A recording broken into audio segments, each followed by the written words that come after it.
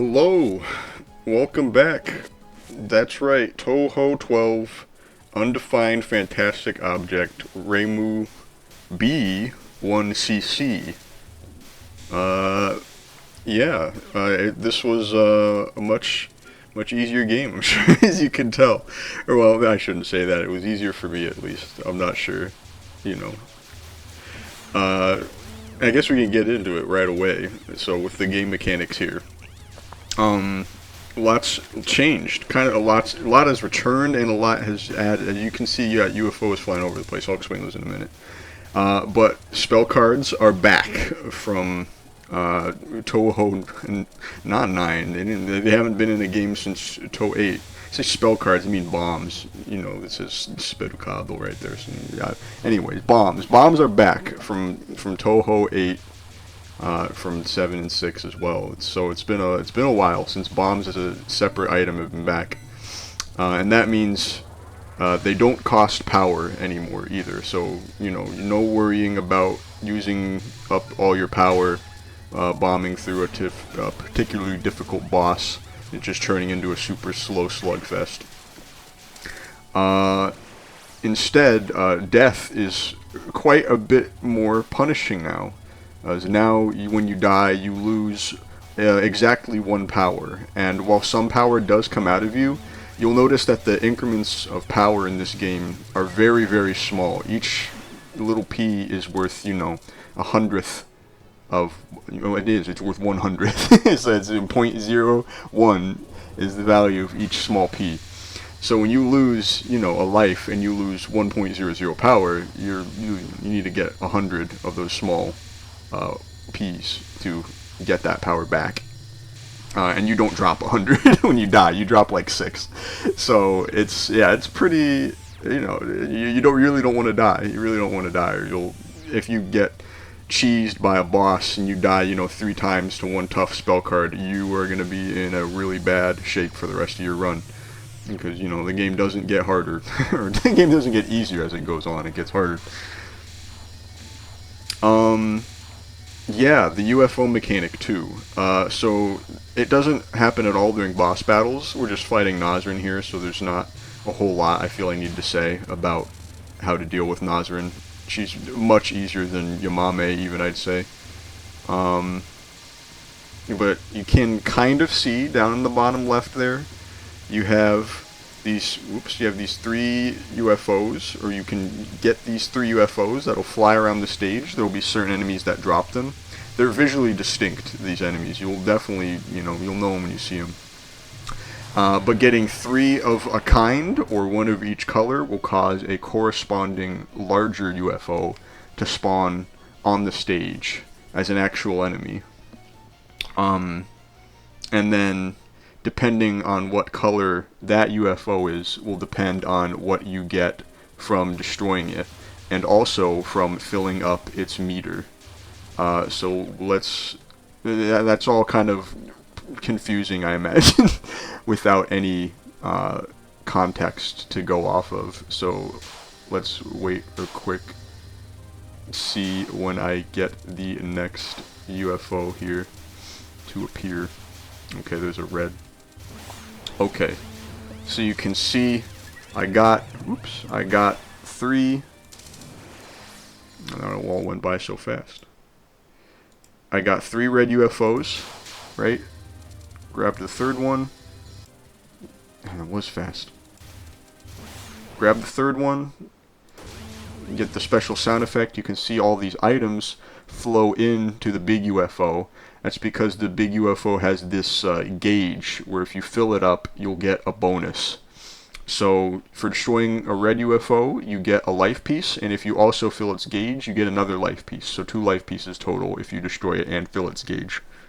For a green one, you get a bomb piece for destroying it, and a whole bomb for filling its gauge. So you can get, a bomb in 1 piece if you do both.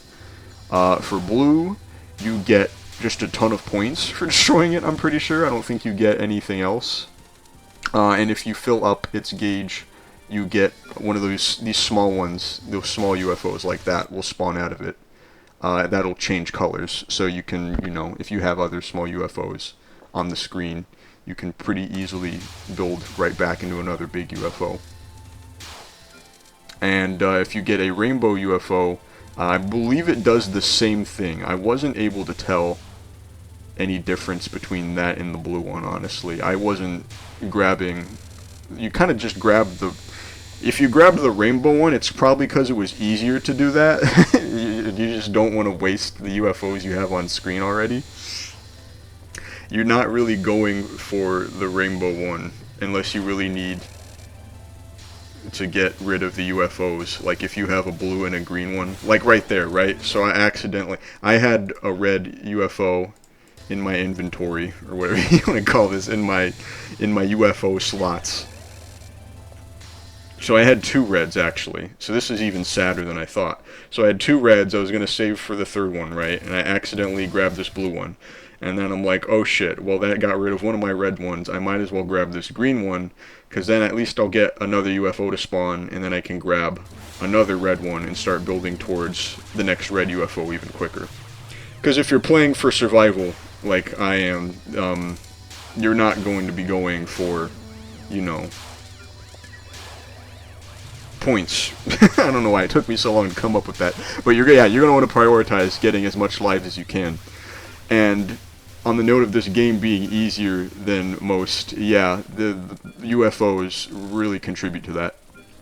Because you can easily build up, you know, you can see I'm at the end of stage 2 right here, and I have 5 lives, full power, and no bombs spent, which is very far ahead from where I would be at this point in, you know, Mountain of Faith or Subterranean Animism. Yeah. I believe I hit full lives in this run. I think by the time stage 4 comes around, I have all my lives, or all 8 lives, I should say.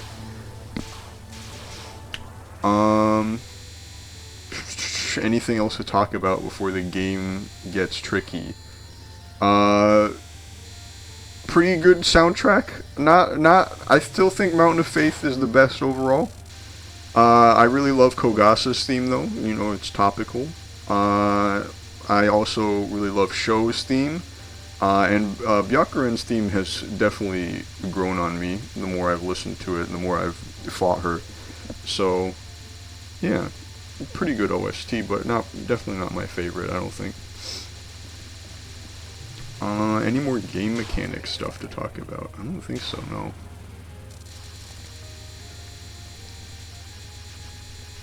So this can be, I guess this is a pretty good spell card to start talking about spell cards with.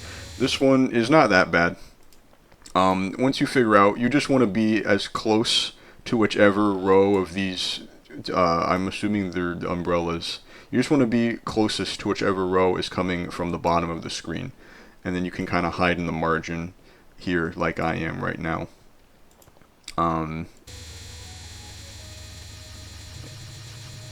It helps to get a little proactive there too. When she throws down those red arrows, it's nice to be able to have some space to maneuver around the red arrows before the next volley of seals comes. I appear to have gone AFK or something here. Yes. I don't remember what I was doing. Hopefully this is not... Okay, there we go. There we go. Okay, on to stage 3.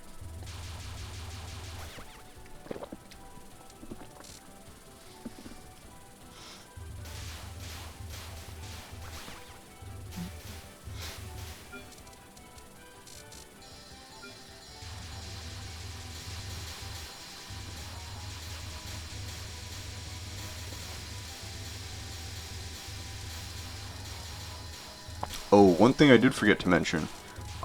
Destroying UFOs, the big ones, will clear the screen as well. Like, it'll clear all the bullets off the screen. So let's see, you might have noticed it already, but there you go, you were able to see it pretty clearly there, I think.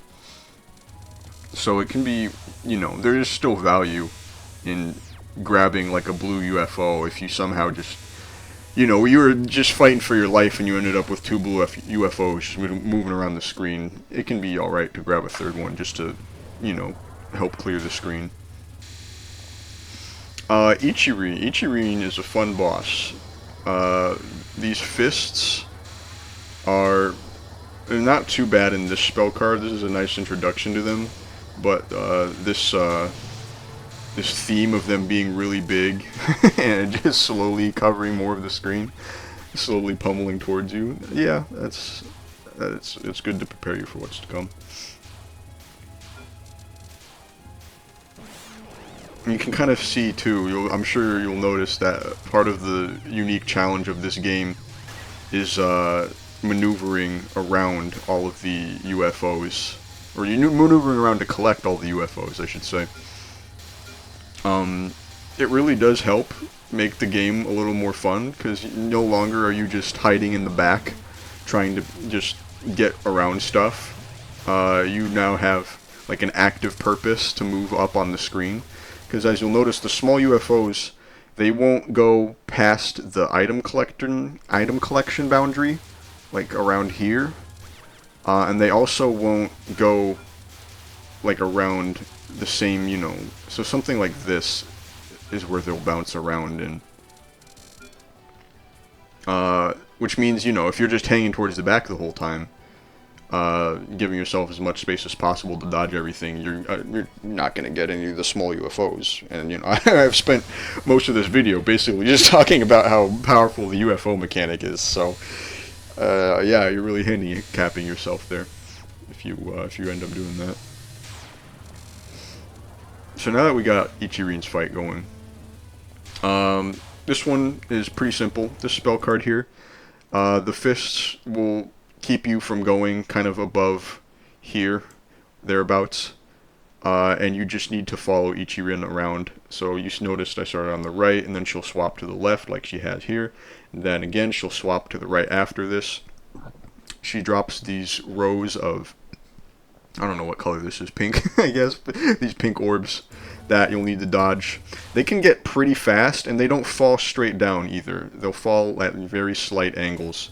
So I would suggest keeping your eye on them. I'd worry more about dodging these balls than I would tracking Ichirin, because you can see right there that just by, like, it got kind of dicey there for me.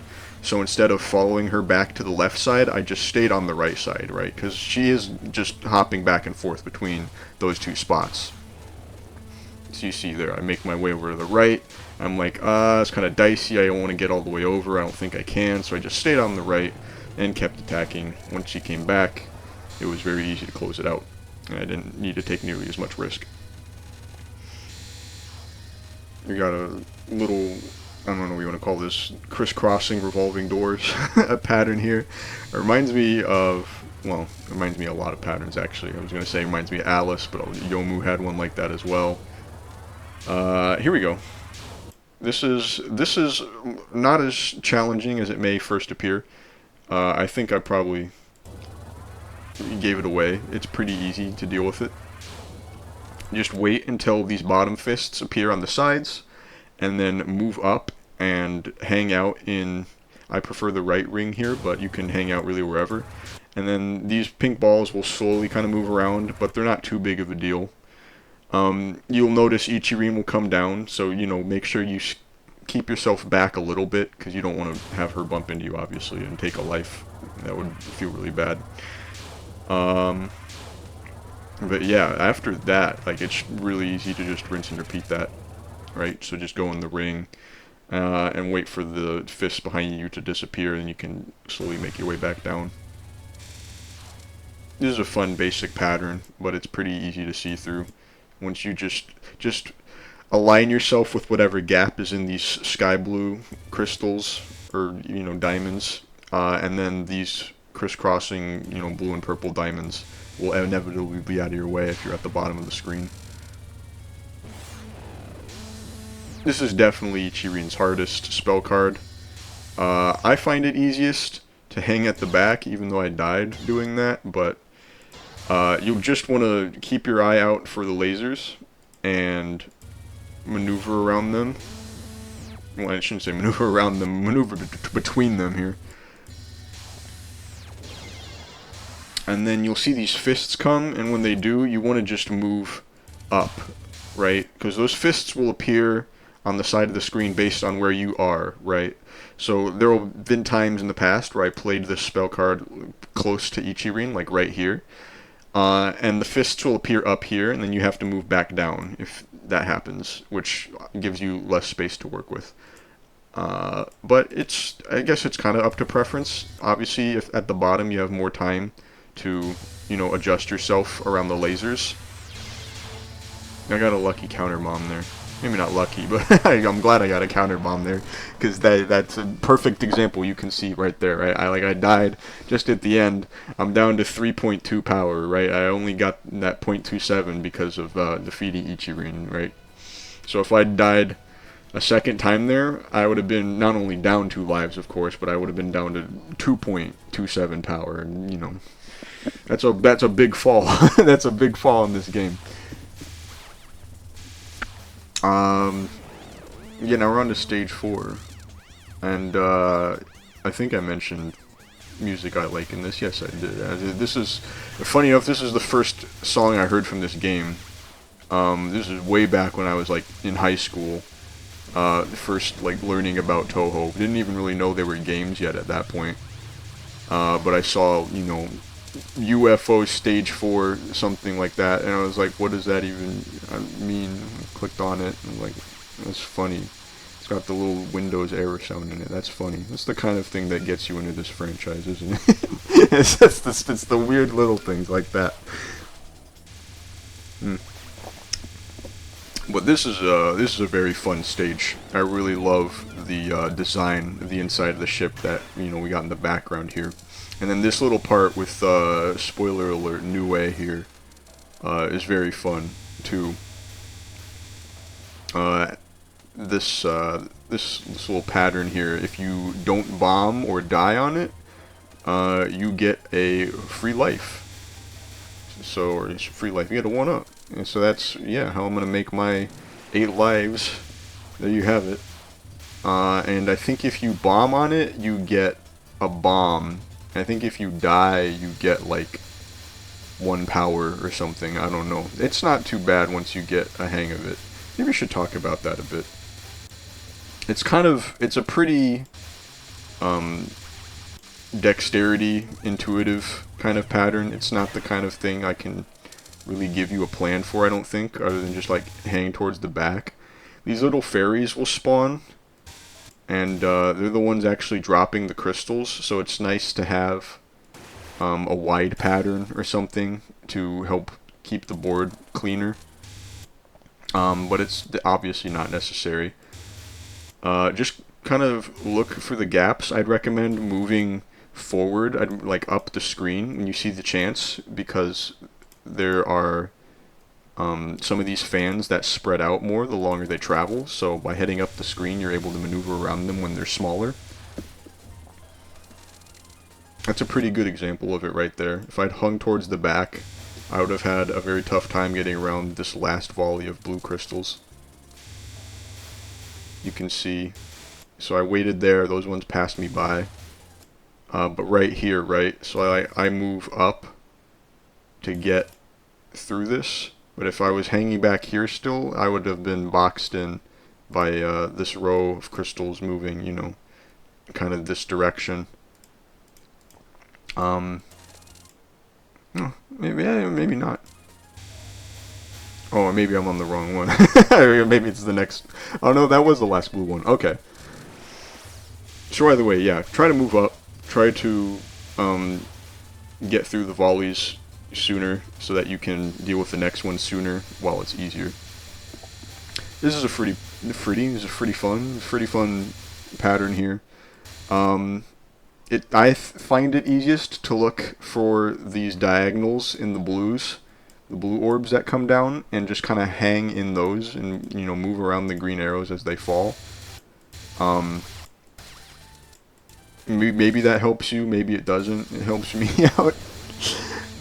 It's a pretty fast one though. This is pretty rough, and this is where you can tell having a random UFO on hand can be useful. At this point, I'm just grabbing whatever, right? Because I have max lives. Getting green UFOs would be optimal here, but like there's so many of these things on screen now at this point that it's easier to just grab as many as I can to get whatever I want.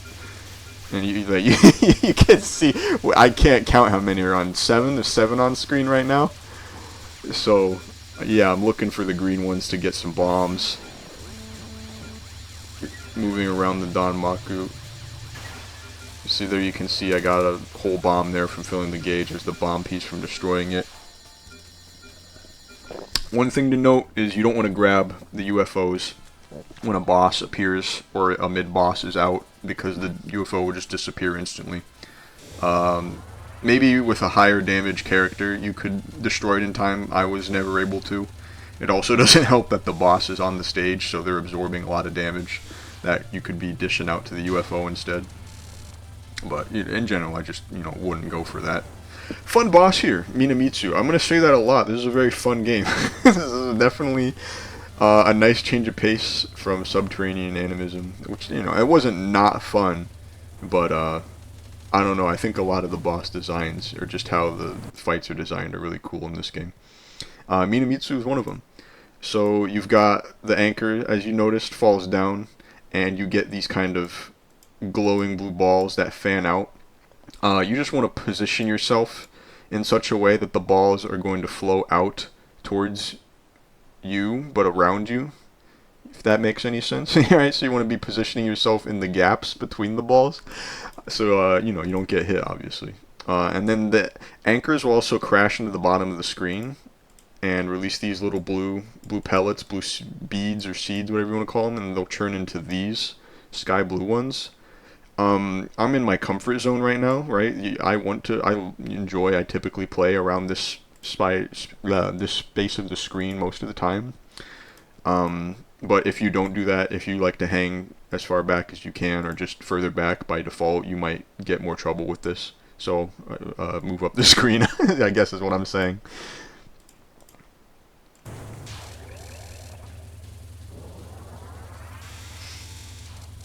This normal attack, it's tough to give advice with because it's pretty scrambly, I'm sure you can tell.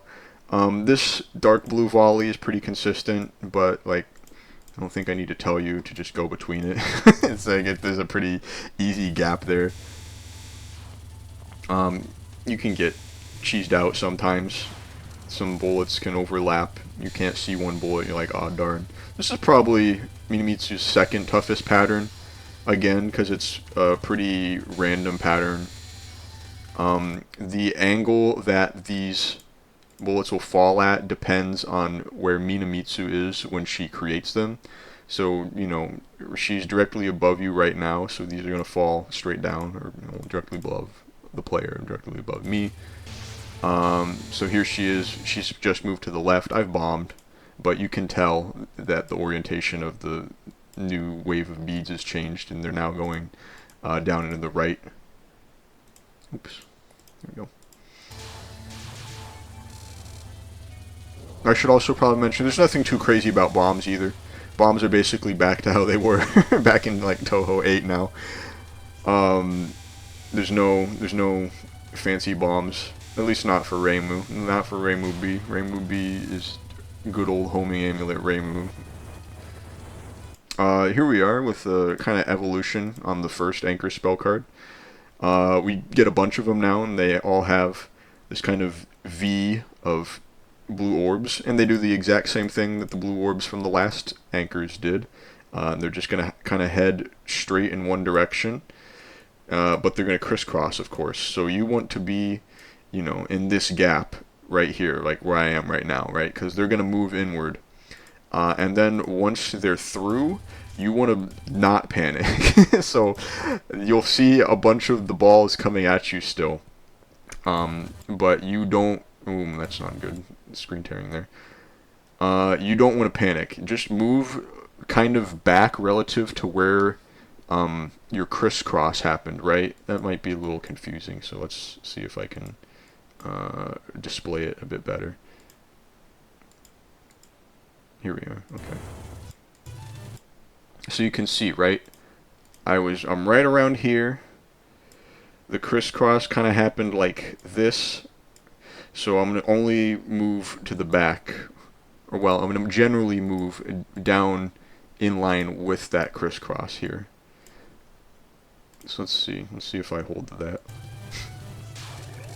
Okay, I managed to get the clear before it gets too dirty. But that's the general rule of it. I should show... Yeah, so there it is again. You can see, yeah, I stayed in generally the same area, but I moved around a bit too to just get around the balls as well. And then the real trick of it is to, you know, be on top of your game sense, right? Because you need to get out of the way and get in line so you don't get hit by the anchors and are also ready to take the next crisscross or whatever you want to call it. So here we go. This is easily Minamitsu's hardest spell card. Probably obvious. You can see I haven't technically cleared it one time. I've just obviously started getting it with this run, so you know, look forward to future runs of this game where I have to relearn and then learn again, having not ever really known. But instead of just dooming, let me tell you about what's actually going on here. So Minamitsu will teleport around the screen and drop these rings of bullets. There will be one that goes inward and three that go outward. So you'll end up with 4 total rings. You can see there's one ring here, one ring here, one ring here, and then up there. You want to get through all 4 of these as soon as you can, because she's going to keep teleporting around and keep dropping these rings that are going to... The rings are the same layout every time, but it's her teleporting around that makes this, you know, really tricky to deal with. Moreover, the longer the spell card goes on, the more often she teleports, and the closer she'll be to you when she does teleport, right? So you have less space to get out of the way.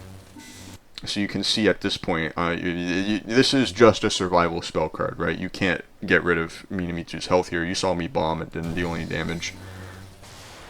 So it's a really cool idea, really fun for a stage 4 boss to have something like that, because that's definitely, you know, reminds me of Yuyuko's last spell card, or whatever that special final spell card she did at the end of 7 was called.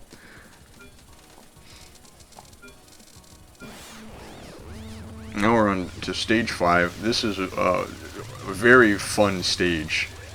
And I do mean that. I don't know. I feel like I might have sounded a little mean saying that, but I really do mean this is actually fun. I'm not joking about that. I dropped that bomb there. I was thinking about that. It made me sad for a little bit. But lots of fairies, lots of greater fairies dropping UFOs here. So this can get very busy very fast. And again, I've got my full lives still. I don't think I've... no, I did die. I died to Ichirin one time, that's right. But I mean, other than that, yeah, very healthy run, you could say. This is quite fun. I love having these Dao, you know, spawn on the sides. And then you go up here to dodge those, and then the other rows come in, and you go up to the other corner, and yeah. I really do love when a card takes advantage of the full screen, and there's quite a few. I'm just kind of realizing that now that I'm saying it out loud. There's quite a few different, you know, enemy patterns and spell cards in this game that take advantage of the full screen. We can talk about this Nazarin mid-boss a little bit, because, you know, it's a stage 5 mid-boss now. This isn't easy beans. So she'll make this nice pink kind of kaleidoscope shape here, and then it'll shoot out into these forks like that. You can be between them or outside them. There's not really a better place to be other than, you know, whichever one doesn't get you hit. You can notice pretty early on in the pattern where the gaps are going to be. You can see here, so there's going to be like a gap here, like another one here. So you can align yourself pretty easily it's with the gaps in the pattern. And then once you've done that, it's just navigating around the pink balls. This can be a little tricky. It's a little scrambly. These beams come in, make these rows of balls. The beams aren't really hard to dodge at all. It's just the many directions the balls can come from that make it tricky.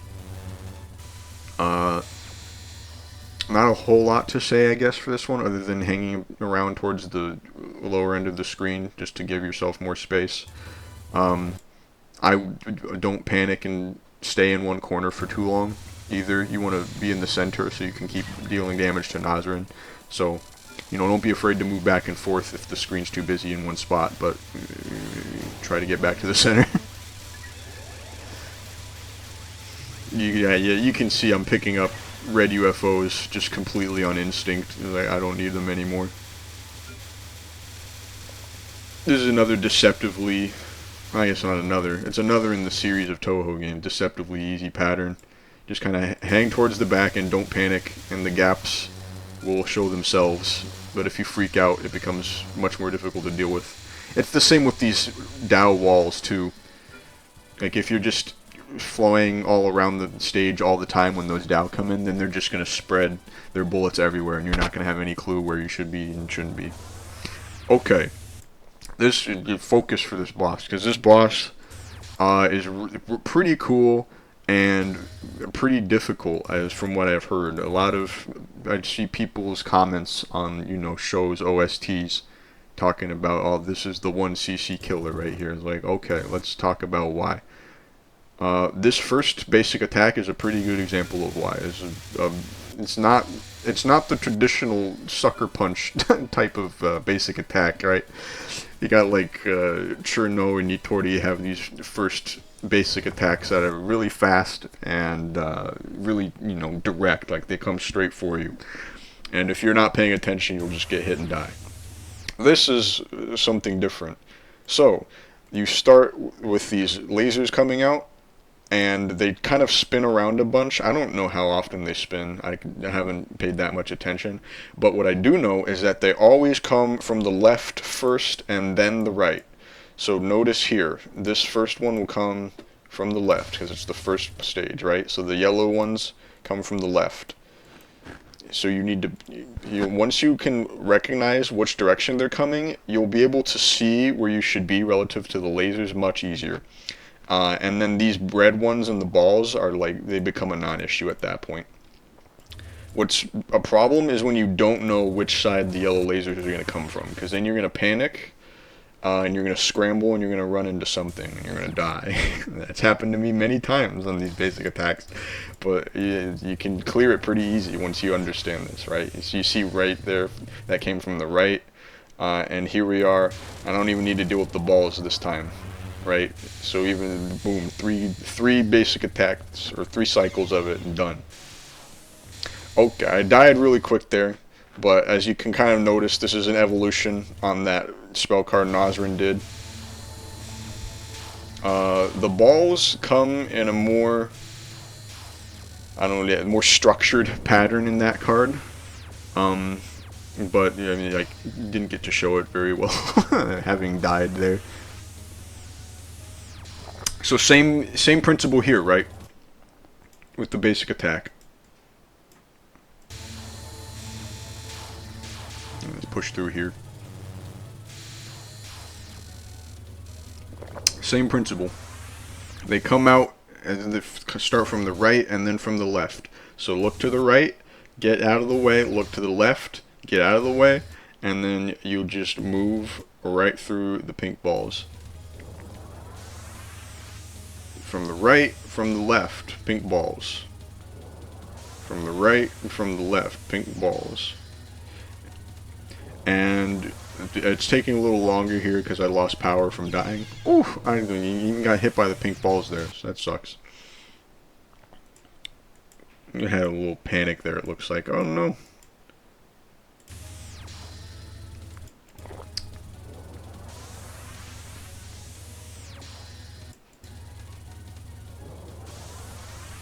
Yeah, so here it is. Yeah, so I was out of the way there and I moved back into the way. Okay, fun spell card here. So Sho will create these blue laser kind of columns, and then send these yellow arrows down the columns, and then also send these volleys of yellow balls at you. What you want to be doing is scouting out the best, column of blue lasers to be in, because I'm pretty sure they don't move at all. They just kind of, turn on and turn off.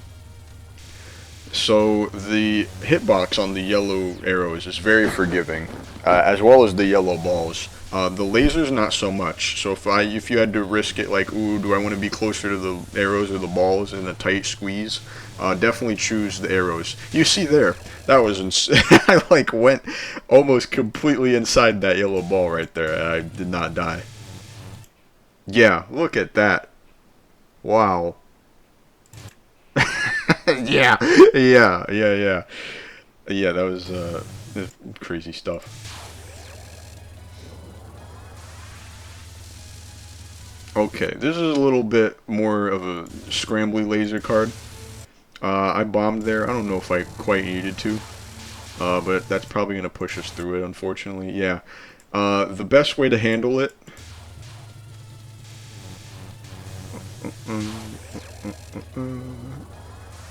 The best way I found to handle it is to find the pink lasers and just hang off the middle laser a little bit. So I think I go to the left here. I probably shouldn't have. I should have seen these pink lasers maybe coming down from it.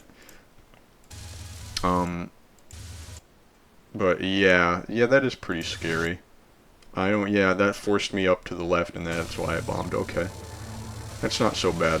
I think that was a pretty safe place to bomb, especially having, bombs in stock already. This is such a cool spell card. This might be my favorite spell card in the game. It's just so much fun to do. Sho's gonna make these big green lasers and make a big green X, as you can see. And she's gonna spin around, to spin the lasers around, and you don't want to get hit by it, so you're gonna move around the screen. As you might imagine, she's also gonna shoot these little red laser beams at you, and the space given by the crosses, or the green laser cross, is going to change, a lot. So just try and keep moving as much as you can. It's tempting to be on the outside there like I was, but at the same time you can see that really ends up restricting your movement. Or not restricting your movement, but your timing. Because once the green lasers start getting close to you, if they start moving fast, you have to start, covering a lot of ground, right? And that means you either need to move along the outside really early, so you can get along that safer outside in time to be out of the way of the laser, or you need to cut closer to Sho, which means there's a greater chance of being hit by these red beams, right? Because they're kind of obstructed by the lasers, especially like right there. So you can see right here, I have to move up, right? I got to get around the beans too, of course, but luckily I intuit that bean is going to hit me, and I'm not going to be able to get ahead of the laser if I, stop. So I bomb, and I get a nice counter bomb here, and you save my life.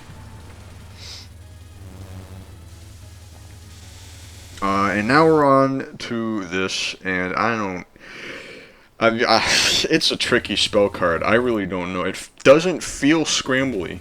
It doesn't feel like it should be scrambly, but it is scrambly.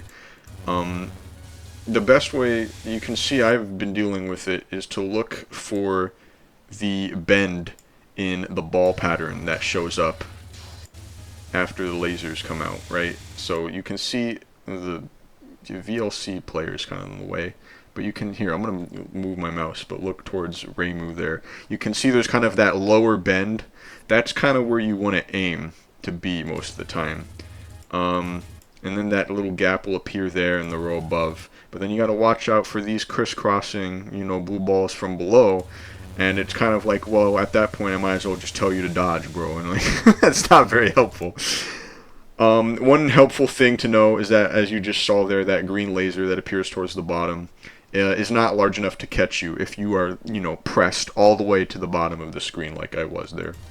So if you're in a pinch for whatever reason and you need to be all the way at the bottom, you can make it through just fine. If I clear this, that'd be really cool. I don't remember if I clear it without dying here, but that'd be a nice little treat. Yes, I did. Well, very good. I kind of, yeah, and I'm pretty sure every time I was in the bend there of those lasers, at least that's where I was positioning myself before everything started folding in on itself. Yeah. So you can see, pretty crazy life stat, right? Like I've died more than 2 times, but I have going into the final stage with 6 lives and 2 pieces, and 2 bomb pieces. There really isn't anything. It's kind of a easy final stage, which is nice because 10 and 11's final stages were not easy. I say that and I die. But I've cleared this stage so many times without dying or bombing at all. Of course, when I get the run going, I'm talking about how easy the stage is. Like, that's the time I gotta get my comeuppance, you know? Anyways, it's not too bad. The one grievance I'll give with it is if you are hoping to get some more lives, some more bombs off of it, it's actually not such a great stage for that. This pattern here is pretty cool. If you are all topped up and you aren't going for anything else, you can just sit towards the center of the screen and keep firing. It'll kill all these blue fairies here, and there won't be any of these yellow droplets falling down the center. So you're very chill if you want to have it be chill. But you probably don't, right? There's probably something you want to do. You want to get more points, you want to get more lives, bombs. And so you'll have to navigate through the yellow crystals to the edges of the screen to kill these pink fairies that have the UFOs around them to get, you know, more UFOs to spawn. And unfortunately, most of them end up being blue. I think they're set to be that. I don't think that was just me getting unlucky there. It's like they're always going to be blue. And we got Return of Niue with a very similar pattern from before. I'm really hurting here. I think I actually end up dying, or I end up bombing at least. Just my power is too low to clear out enough of those fairies to make it beatable. But it's not nearly as big of a deal, because Niue there, as you saw, dropped, you know, 1 huge power that is worth 1.00 power. And alternatively, if you beat it without bombing or dying, she drops a full charge. But, like, if you beat it without bombing or dying, you probably didn't need a full charge.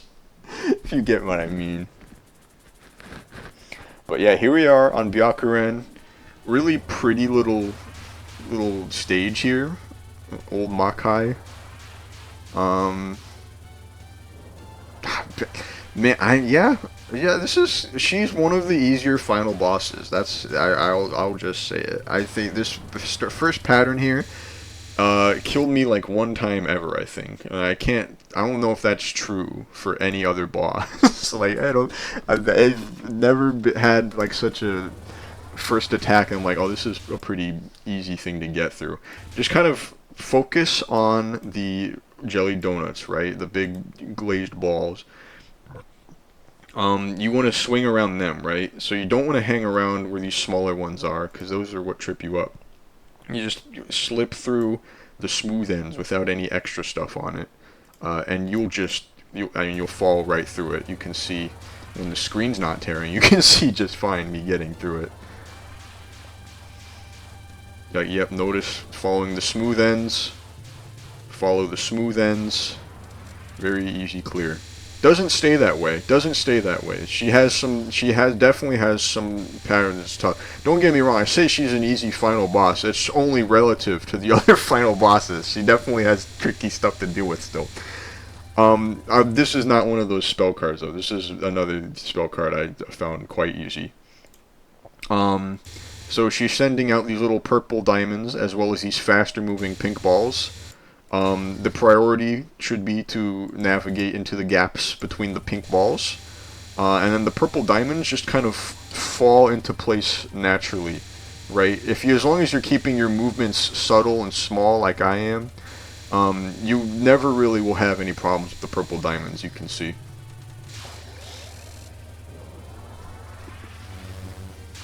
Now this is the first. Oh no, this is not the same. Never mind. I thought that there's another one where she pulls out the wings that I have a lot of trouble with. But here we have this kind of forced movement pattern. She'll shoot these lasers that come out pretty fast, and it just forces you to move between the lanes of the pink balls. And that's usually the easiest way to think about it, I imagine, is just hopping between lanes. So when the screen's not tearing.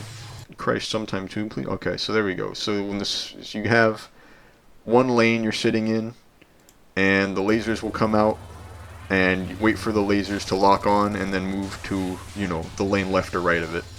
So you see I'm in my lane, lasers lock on, switch lanes, wait, kind of navigating. The lanes are a little choppy here. I'm in a new lane, they lock on, locked on, switch lanes again. There you go.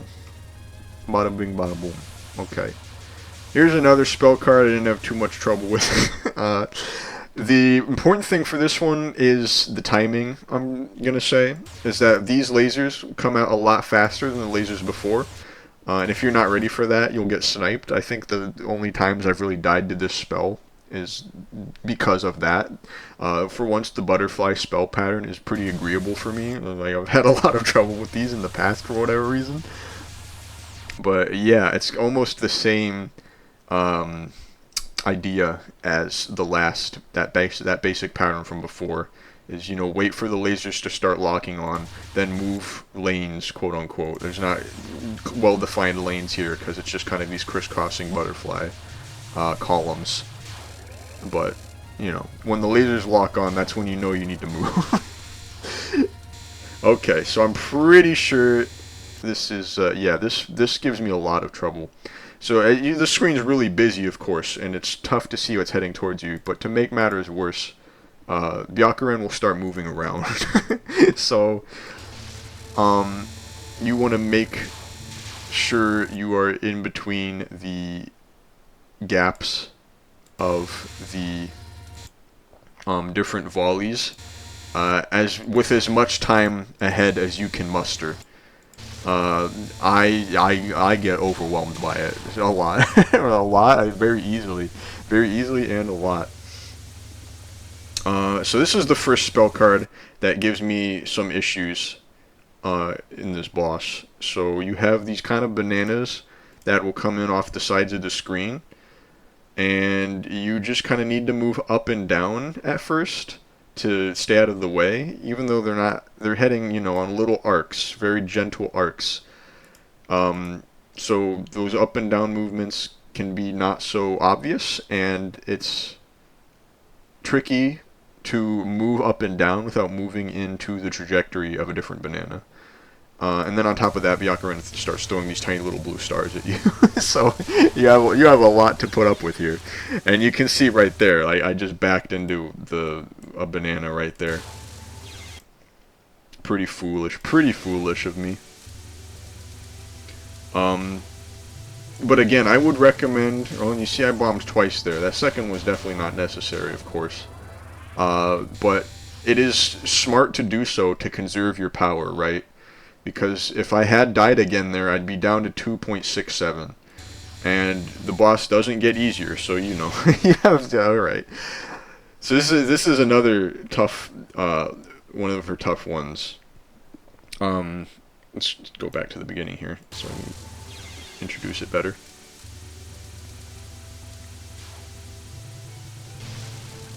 Yeah, definitely didn't. Anyways. Yeah, so she'll move up to the top, and you'll see these new flowers will appear on her wings. And you don't want... You can look at them if you want. It's not all that helpful, because they're going to send out these super fast red balls and volleys of diamonds at you. I was in a safe spot there. I kind of counter-bombed on purpose there, I think. Not really... It's kind of a bad habit of mine to counter-bomb on purpose like that. But that's not a good time to talk about it, because Byakuren has really started moving now, as you can see. It's really just kind of like that Minamitsu pattern, except a lot harder. You have multiple volleys coming out in quick succession. And yeah, frankly, I don't know how to deal with it. I was already having enough problems with Minamitsus. I was not going to be getting through that with style and grace. This one, however, I can. This is such a, I really like this spell card. So as you can see, the blue diamonds, blue arrows, make this kind of hallway that widens and closes, and she's throwing these red jelly donuts down. And I've bombed here, but I want to talk about it before I bomb. You want to move up whenever you get the chance, right? Because you want to stay to the sides so that the red jelly donuts are not going directly down the center. Because when the hallway narrows, you don't want the red jelly donut to be heading straight down the middle of the hallway, or you're going to have very little space to work with. Eventually she'll start throwing out these extra little puff balls here. I definitely didn't need to bomb there. If I didn't have a bomb, I would have been fine. But then these lasers start coming out, and it's a big hullabaloo, you know, it gets crazy. But it's still, like, all this extra stuff doesn't really change what you're doing in the pattern, right? You just want to be moving side to side to make sure the balls, the big red balls, are not heading straight down the middle. Anyways, here we are. It's a very Yomu-like pattern. She'll dash around the screen, create these trails, and the trails will disperse into bullets, spheres, little circles in this case. You kind of want to just follow where she's going to be rather than where she actually is. So you can see, and here I'm kind of doing it, but you just want to stay to the left here. Because that's where she's going to end up, and that's where you're going to get more damage. You're going to lose more damage having to travel to the other side of the screen if you're on the wrong side of it, than you are gaining by tracing her and following her around like that. It also kind of helps naturally being in those spaces, because wherever you end up is inevitably going to be furthest from where Byakuren started the pattern, so it'll be pretty easy to navigate through that from that optimal position. That's good. We like it when things can be made easier. So, yep, Byakuren gives you a lot of power for her final spell card. It's pretty straightforward, actually. She just kind of keeps spawning these rotating circle of amulets. You can see there, and there's more there. And, you just kind of slip between the gaps, right? Slipping down the middle is usually not the easiest way to do it, although I'm sure I do it several times. It's easier to go through the little gaps here, but naturally it's a final spell card, so there's going to be a lot more of these colored rings showing up. And it's, you know, same final spell card rules as all the other Touhous. You can bomb, just like I did there, but the bomb won't deal any damage, and you won't be able to deal any damage while you have the invulnerability. So you can see what I'm talking about here. We got the next color of these amulet circles coming in. And it's really nice of Zun to put these little blue lines, little blue circles that, you know, join all of the different amulet circles together. It really helps visualize how to deal with the pattern. Makes things a lot less chaotic. Yeah, thanks, Zun. Cool game design. And you can see, yeah, I'm kind of just staying towards the center, weaving through little gaps in the circle as they appear. Oh, and I die in a very pathetic way at the very last second, of course. But it's no big deal. I have an extra life, 2 extra bombs still. That's a good run. That's a good first run. But yeah, that is Touhou 12, Undefined Fantastic Object. Very fun game, very unique entry. The UFO mechanic, as overpowered, frankly, as I think it is very fun to play around and play with. It really does influence how you play the game to a great degree. And that's nice, you know. That's nice that I can play. You know, I'm on my 7th Touhou game straight, and there's still like really new things happening with the series that aren't just like completely destroying the series identity either. You know, it's very very cool that this kind of game design is coming out of this series. And so, you know, it keeps me excited, it keeps me looking forward to the next games. And yeah, Touhou 13, 10 Desires, up next. Gonna be a fun one. I think that's the last game that I know probably that I know any music from. Yeah, I think so. I mean, I've obviously heard songs from like fan games and stuff, but in terms of like, oh, that's, you know, that's Miko's theme from 10 Desires. That'll be the last game where I know a theme, you know, like I can imagine it in my mind what it sounds like. Anyways, I've started to ramble now. I'll see y'all in Touhou 13 10 Desires. Thanks for watching. Hope this helped.